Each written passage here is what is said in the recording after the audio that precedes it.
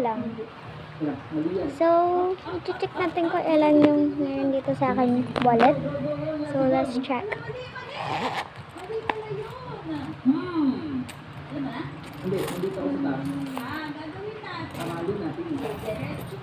May sticker pa dito.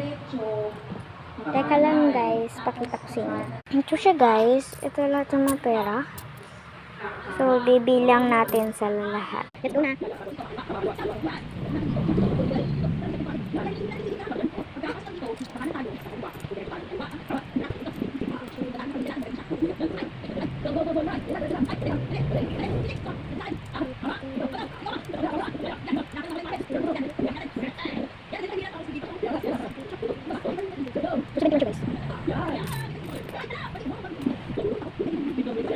Total niya guys is 71.